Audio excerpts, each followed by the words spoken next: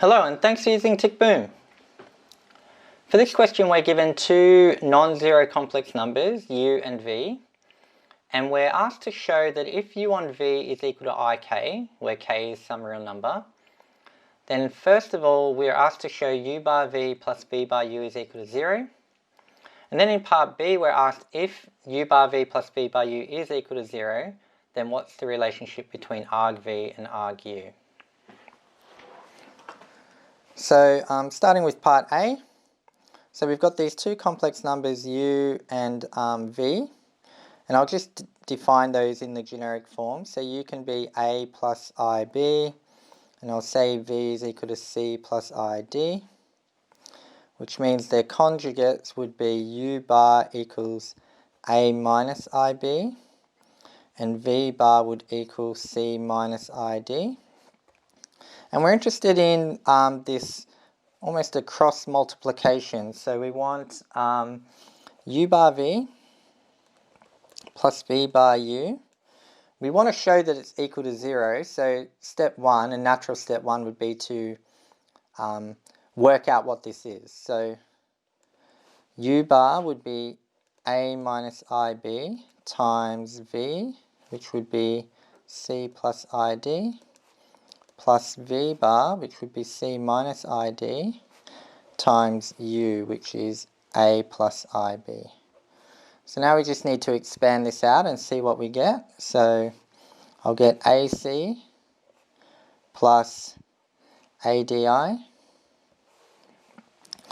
minus bci minus I squared bd.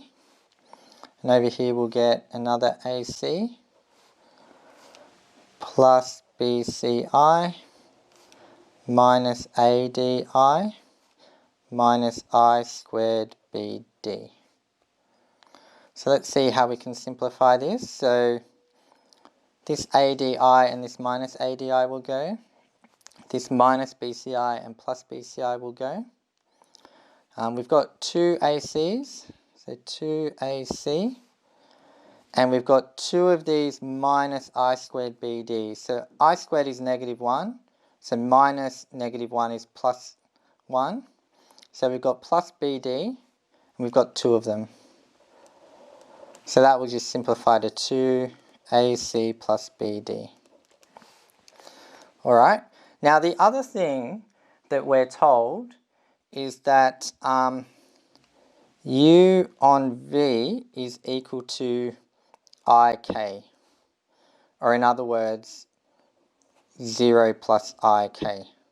So the real part of this fraction of complex numbers is 0, and the complex part is some number k. So I think here, if we can work out what u on v is and then link up the real part with 0, hopefully we get a result that connects the two. So u on v would be equal to a plus ib on c plus id. And when you're dividing two complex numbers, the technique is to multiply top and bottom by the conjugate of the denominator. So we'll get times c minus id on c minus id. So if we expand that out, we'll get ac minus adi plus bci minus I squared bd divided by c squared minus cdi plus cdi minus I squared d squared. So that's going to equal AC plus BD, because this negative I squared becomes negative 1 times negative 1, plus I times BC minus AD, all divided by C squared plus D squared.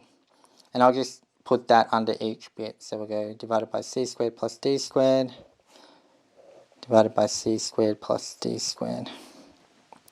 So the real component of the resulting complex number is this bit here. So we can line that up with the 0. So what we can say is AC plus BD on C squared plus D squared is equal to 0. So if I multiply that up, we get AC plus BD equals 0. Therefore, what we can conclude is that U bar V plus V bar U is equal to 2 times AC plus BD, which I worked out earlier, which equals 2 times 0, which equals 0, which is what we were being asked to prove. So that's part A done. I think it's kind of just a straightforward application of the multiplication of complex numbers and the division of complex numbers, and just having the awareness to say ik is effectively 0 plus ik, so the real component is 0, and then lining up the real components. I think that's the key there. Now moving on to part B,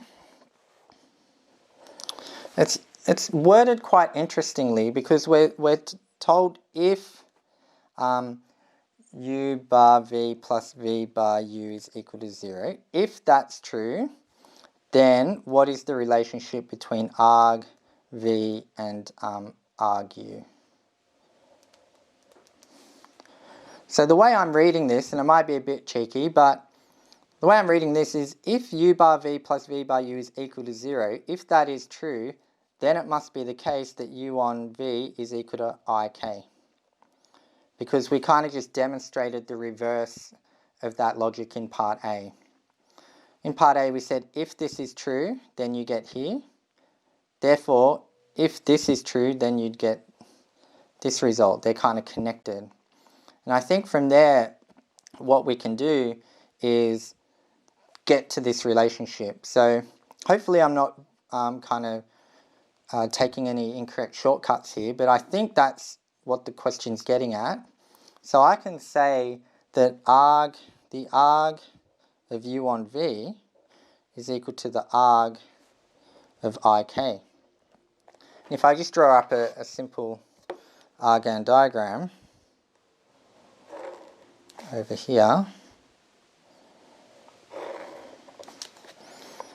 where we've got our real and imaginary axes, the complex number ik, remember, is just 0 plus ik. So the real part is just 0, and the complex part is some number k. So ik plots here on the argand diagram. So the argument of that number is just this angle here, which we can see is pi on 2, or 90 degrees. So that means the argument of U on V is equal to pi on 2. Now, if we can get this arg U on V into a format that kind of lets us break up arg V and arg U separately, then I think we've got our answer. So what we know is arg U on V is the same as arg U times V to the negative 1. Now the argument of two complex numbers multiplied is the sum of the arguments, so that becomes arg U plus arg V to the negative 1, and that's going to become arg U minus arg V, and that's using de Moivre's theorem. So once we've applied or kind of rearranged this arg U on V into this format, then I think we get our answer quite simply. We get arg U minus arg V equals pi on 2. Therefore, arg V equals arg U minus pi on 2. So the relationship between the two arguments is basically a movement of pi on 2. So that's how I tackle that question. I hope I haven't been too cheeky in kind of reversing the logic, but that's the kind of approach that jumps out to me that we can take. I think it's all valid. So yeah, tick boom.